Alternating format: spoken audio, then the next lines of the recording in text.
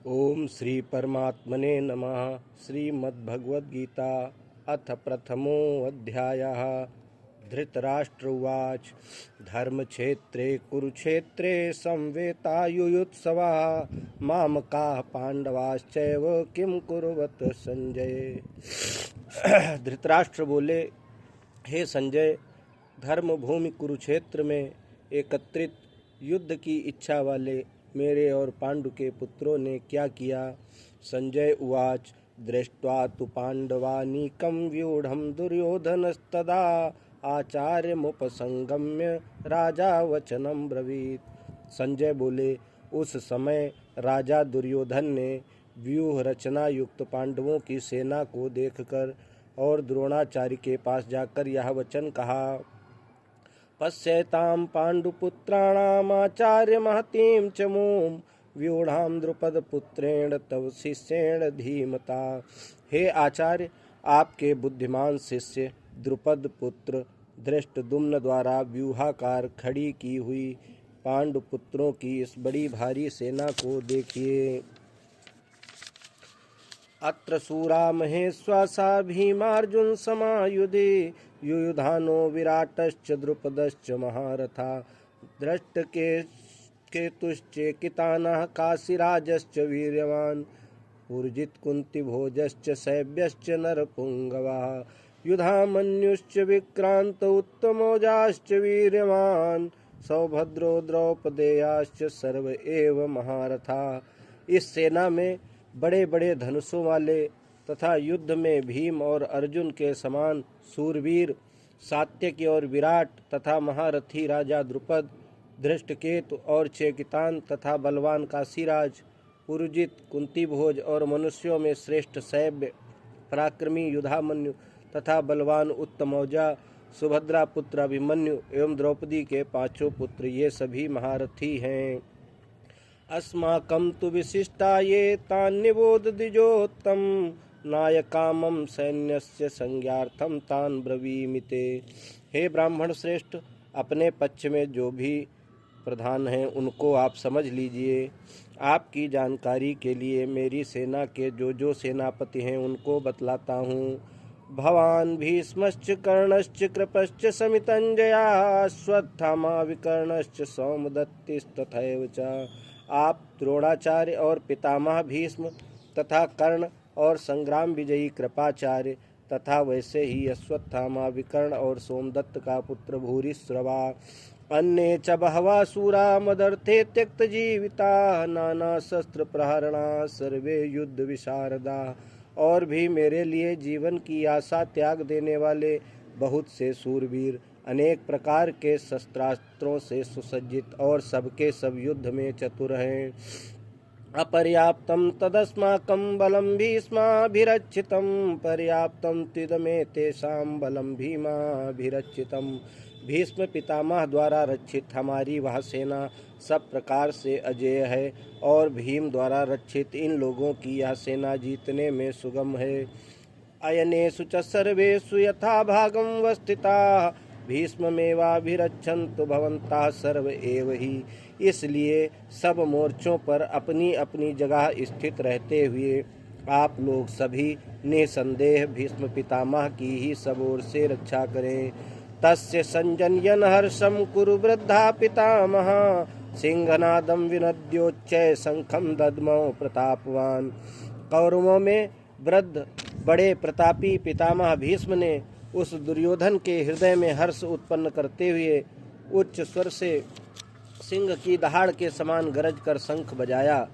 तथा शंखाश्च भैर्यश्च पड़वानक गोमुखा सहसैवाभ्य हन्यंत सशब्द स्तुमुलो भवत। इसके पश्चात शंख और नगारे तथा ढोल, मृदंग और नरसिंघे आदि बाजे एक साथ ही बज उठे। उनका वह शब्द बड़ा भयंकर हुआ। तथा श्वेतैर्हैर्युक्ते महति स्यन्दने स्थितो माधवा पांडवश्चैव दिव्यो शंखो प्रदद्मतु। इसके अनंतर सफेद घोड़ों से युक्त उत्तम रथ में बैठे हुए श्री कृष्ण महाराज और अर्जुन ने भी अलौकिक शंख बजाए। पांचजन्यम ऋषिकेशो देवदत्तं धनंजया पौंड्रम दद्मो महाशंखम भीमकर्मा वृकोदरा। श्री कृष्ण महाराज ने पांचजन्य नामक, अर्जुन ने देवदत्त नामक और भयानक कर्म वाले भीमसेन ने पौंड्र नामक महाशंख बजाया। अनंत विजयम राजा कुंती पुत्रो युधिष्ठिरा नकुला सा देवश्च सुघोष मणिपुष्पको। कुंती पुत्र राजा युधिष्ठिर ने अनंत विजय नामक और नकुल तथा सादेव ने सुघोष और मणिपुष्पक नामक शंख बजाए। काश्यश्च परमेश्वासा शिखंडी च महारथा दृष्टद्युम्नो विराटश्च सात्यकिश्च पराजिताः। द्रुपदो द्रौपदेयाश्च सर्वशः पृथ्वीपते सौभद्रश्च महाबाहु शंखान् दद्मो पृथक पृथक। श्रेष्ठ धनुष वाले काशीराज और महारथी शिखंडी एवं धृष्टद्युम्न तथा राजा विराट और अजेय सात्यकी, राजा द्रुपद एवं द्रौपदी के पांचों पुत्र और बड़ी भुजा वाले सुभद्रा पुत्र अभिमन्यु, इन सभी ने हे राजन सब ओर से अलग अलग शंख बजाए। सघोषो धार्तराष्ट्राणां हृदयानि विदारयत् नभश्च पृथ्वीं चैव तुमुलो व्यनुनादयन्। और उन भयानक शब्द ने आकाश और पृथ्वी को भी गुंजाते हुए धार्तराष्ट्रों के अर्थात आपके पक्ष वालों के हृदय विदीर्ण कर दिए। अथ व्यवस्थितान् दृष्ट्वा धार्तराष्ट्रान् कपिध्वजा प्रवृत्ते शस्त्र संपाते धनुरुद्यम्य पांडवा ऋषिकेशं तदा वाक्यमिदमाह महीपते। अर्जुन उवाच सेनयोर्भयोर्मध्ये रथं स्थापयाम्यच्युत। हे राजन, इसके बाद कपिध्वज अर्जुन ने मोर्चा बांधकर डटे हुए धृतराष्ट्र संबंधियों को देखकर उस शस्त्र चलने की तैयारी के समय धनुष उठाकर ऋषि के श्री कृष्ण महाराज से यह वचन कहा, हे अच्युत, मेरे रथ को दोनों सेनाओं के बीच में खड़ा कीजिए। यावद्देतान् निरीक्षे हम योद्धुकामान् अवस्थितान् कैर्मया सह योद्धव्यम् इस्मिन् रण समुद्र में। और जब तक कि मैं युद्ध क्षेत्र में डटे हुए युद्ध के अभिलाषी इन विपक्षी योद्धाओं को भली प्रकार देख लूं कि इस युद्ध रूप व्यापार में मुझे किन किन के साथ युद्ध करना योग्य है, तब तक उसे खड़ा रखिए। यो तस्यामानान्वेच्छेऽहं यएतेऽत्र समागता धार्तराष्ट्रस्य दुर्बुद्धेर्युद्धे प्रियचिकीर्षवा। दुर्बुद्धि दुर्योधन का युद्ध में हित चाहने वाले जो ये राजा लोग इस सेना में आए हैं, इन युद्ध करने वालों को मैं देखूंगा। संजय उवाच एव मुक्तो ऋषिकेशो गुडाकेशेन भारत सेनयोरुभयोर्मध्ये स्थापयित्वा रथोत्तमम् भीष्मद्रोण प्रमुखता सर्वेषां च महीक्षिताम् उवाच पार्थ पश्यैतान् समवेतान् कुरुनीति। संजय बोले, हे धृतराष्ट्र, अर्जुन द्वारा इस प्रकार कहे हुए महाराज श्री कृष्णचंद्र ने दोनों सेनाओं के बीच भीष्म और द्रोणाचार्य के सामने तथा संपूर्ण राजाओं के सामने उत्तम रथ को खड़ा करके इस प्रकार कहा कि हे पार्थ, युद्ध के लिए जुटे हुए इन कौरवों को देख। तत्रापश्यति स्थितान् पार्था पितृनत् पितामहान् आचार्यान् मातुलान् भ्रातान् पुत्रान् पौत्रान् सखींस् तथा श्वशुरान् सुहृदश्चैव सेनयोरुभयोरपि। इसके पश्चात प्रथापुत्र अर्जुन ने उन दोनों ही सेनाओं में स्थित ताऊ चाचों को, दादों परदादों को, गुरुओं को, मामाओं को, भाइयों को, पुत्रों को, पौत्रों को तथा मित्रों को, ससुरों को और सुहृदों को भी देखा। तान् समीक्ष्य स कौन्तेय सर्वान् बन्धून् वस्थितान् कृपया पर्याविष्टो विषीदन्निदमब्रवीत्। उन उपस्थित संपूर्ण बंधुओं को देखकर वे कुंती पुत्र अर्जुन अत्यंत करुणा से युक्त होकर शोक करते हुए यह वचन बोले। अर्जुन वाच दृष्ट्वेमं स्वजनं कृष्ण युयुत्सुं समुपस्थितं सीदन्ति मम गात्राणि मुखं च परिशुष्यति वेपथुश्च शरीरे में रोमहर्षश्च जायते। अर्जुन बोले, हे कृष्ण, युद्ध क्षेत्र में डटे हुए युद्ध के अभिलाषी इस स्वजन समुदाय को देखकर मेरे अंग शिथिल हुए जा रहे हैं और मुख सूखा जा रहा है तथा मेरे शरीर में कंप एवं रोमांच हो रहा है। गांडीवं स्त्रंसते हस्तात् त्वक्चैव परिद्याहते न च शक्नोम्यवस्थातुं भ्रमतीव च मे मनः। हाथ से गांडीव धनुष गिर रहा है और त्वचा भी बहुत जल रही है और मेरा मन भ्रमित सा हो रहा है, इसलिए मैं खड़ा रहने को भी समर्थ नहीं हूँ। निमित्तानि च पश्यामि विपरीतानि केशव न च श्रेयो अनुपश्यामि हत्वा स्वजन्माहवे। हे केशव, मैं लक्षणों को भी विपरीत ही देख रहा हूँ तथा युद्ध में स्वजन समुदाय को मारकर कल्याण भी नहीं देखता। न कांक्षे विजयम कृष्ण न च राज्यम सुखानि च किम नो राज्येन गोविंद किम भोगैर्जीवितेन वा। हे कृष्ण, मैं न तो विजय चाहता हूँ और न राज्य तथा सुखों को ही। हे गोविंद, हमें ऐसे राज्य से क्या प्रयोजन है अथवा ऐसे भोगों से और जीवन से भी क्या लाभ है। ये सामर्थ्य कांक्षितम नो राज्यम भोगा सुखानि च तयमेव स्थिता युद्धे प्राणान् त्यक्त्वा धनानि च। हमें जिनके लिए राज्य भोग और सुख आदि अभीष्ट हैं, वे ही ये सब धन और जीवन की आशा को त्याग कर युद्ध में खड़े हैं। आचार्याः पितरः पुत्रास्तथैव च पितामहा मातुला स्वसुरा पौत्रा श्याला संबंधिनस्तथा। गुरुजन ताऊ चाचे लड़के और उसी प्रकार दादे मामे ससुर पौत्र साले तथा और भी संबंधी लोग हैं।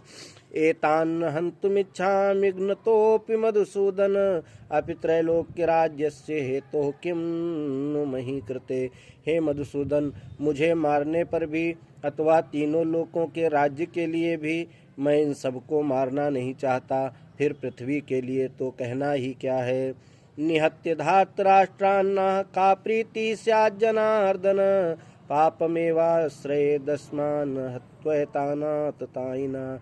हे जनार्दन, धृतराष्ट्र के पुत्रों को मारकर हमें क्या प्रसन्नता होगी, इन आतताइयों को मारकर तो हमें पाप ही लगेगा। तस्मान्नार्हा वयं हन्तुं धातराष्ट्रान् स्वबान्धवान् स्वजनं हि कथं हत्वा सुखिनः स्याम माधव। अतएव हे माधव, अपने ही बांधव धृतराष्ट्र के पुत्रों को मारने के लिए हम योग्य नहीं हैं, क्योंकि अपने ही कुटुंब को मारकर हम कैसे सुखी होंगे।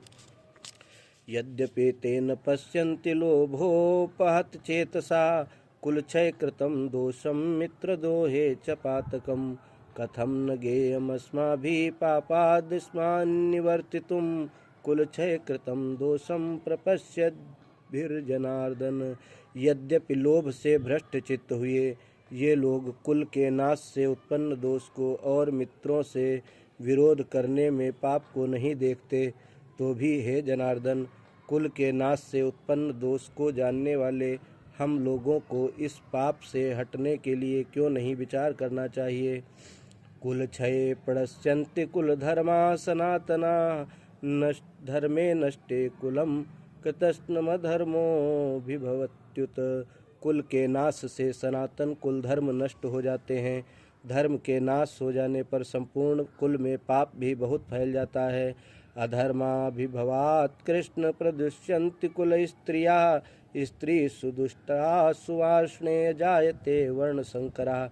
हे कृष्ण, पाप के अधिक बढ़ जाने से कुल की स्त्रियां अत्यंत दूषित हो जाती हैं, और हे वार्ष्णेय, स्त्रियों के दूषित हो जाने पर वर्ण संकर उत्पन्न होता है।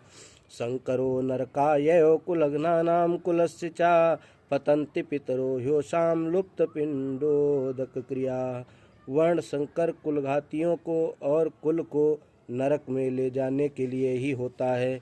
लुप्त हुई पिंड और जल की क्रिया वाले अर्थात श्राद्ध और तर्पण से वंचित इनके पितर लोग भी अधोगति को प्राप्त होते हैं। दोषैरेतै कुलघ्नानां वर्ण संकर कारकै उत्स्यादन्ते जाति धर्मा कुल धर्माश्च शाश्वता। इन वर्ण संकर कारक दोषों से कुल घातियों के सनातन कुल धर्म और जाति धर्म नष्ट हो जाते हैं। उत्सन्न कुल धर्माणाम मनुष्याणाम जनार्दन नरके नियतम वासो भवतीत्यनुशुश्रुम। हे जनार्दन, जिनका कुल धर्म नष्ट हो गया है ऐसे मनुष्यों का अनिश्चित काल तक नरक में वास होता है, ऐसा हम सुनते आए हैं। अहो बत महत्पापं कर्तुं व्यवसिता वयं यद्राज्य सुख लोभेन हंतुम स्वजन मुद्यता। हा शोक, हम लोग बुद्धिमान होकर भी महान पाप करने को तैयार हो गए हैं, जो राज्य और सुख के लोभ से स्वजनों को मारने के लिए उद्यत हो गए हैं। यदि मां प्रतीकारं शस्त्रं शस्त्रपाणया धातराष्ट्रारणे हन्युस्तन्मे क्षेमतरं भवेत्। यदि मुझ शस्त्र रहित एवं सामना न करने वाले को शस्त्र हाथ में लिए हुए धृतराष्ट्र के पुत्र रण में मार डालें तो वह मारना भी मेरे लिए अधिक कल्याणकारक होगा। संजय उवाच एवं मुक्त्वा अर्जुनः शंखे रथोपस्थोपाविशत् विसृज्य ससरम चापम शोक संविघ्न मानसा। संजय बोले, रणभूमि में शोक से उद्विग्न मन वाले अर्जुन इस प्रकार कहकर बाण सहित धनुष को त्याग कर रथ के पिछले भाग में बैठ गए। ओम तत्सदिति श्रीमद्भगवद्गीतासु उपनिषत्सु ब्रह्म विद्यायां योग शास्त्रे श्री कृष्णार्जुन संवादे अर्जुन विषाद योगो नाम प्रथमोऽध्यायः। हरि ओम।